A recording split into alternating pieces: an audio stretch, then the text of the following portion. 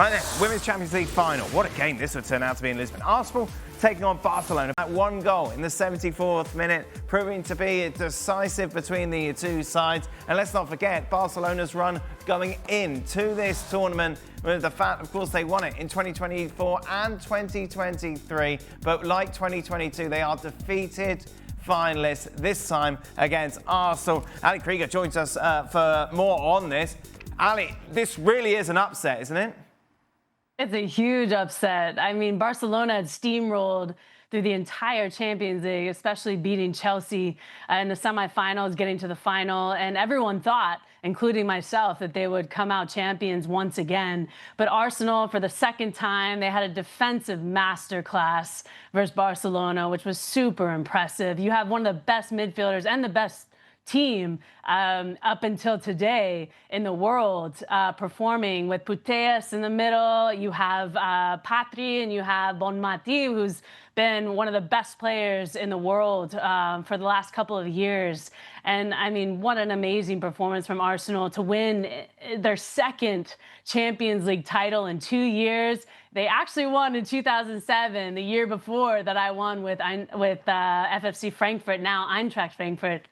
So incredible performance. They came out and had a defensive game. They had a few chances, right, when the defensive kept them in the game and gave the attack so many more opportunities.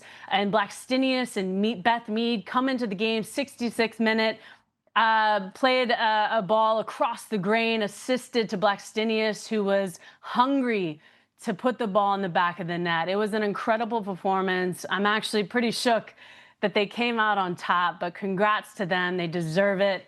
And I'm so happy for Kim Little, who has wanted this since she joined the team after 2007 Champions League win. So she's been itching to get to this final for a very long time. So congrats to them. Beautiful performance all around. And what makes this win even more extraordinary was the fact they lost that first leg of the semi-final at home against Lyon 2-1, and then they had to go to France and get that 4-1 victory against the odds once again to book a place. They had no right to be here in the first place.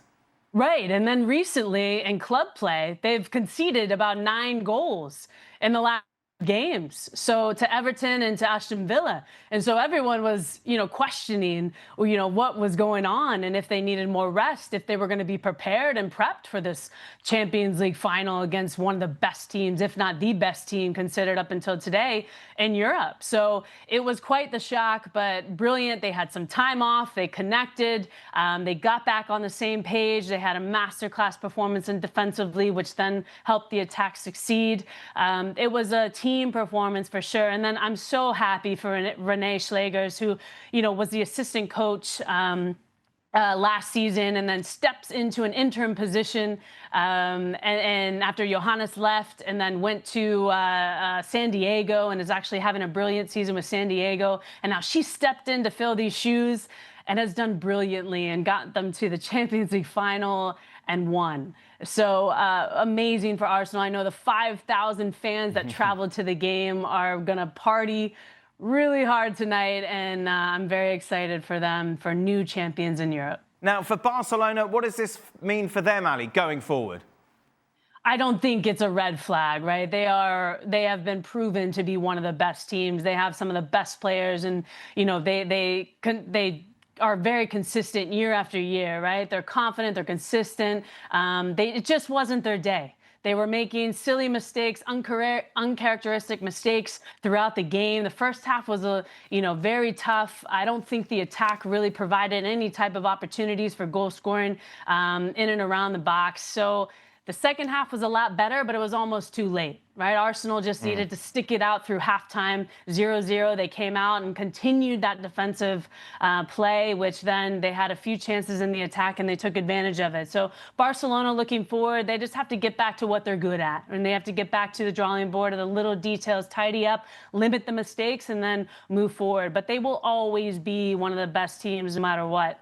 They produced so many quality players over the years, from the youth club into the first team. So I have no doubt they'll be back next season. Great stuff, Ali. As always, thank you very much. Just a reminder, a lot more reflection on what we saw take place in that Champions League final on Tuesday, where Ali joins Christina for the latest edition of Football W, which is live at 8:30 on ESPN+.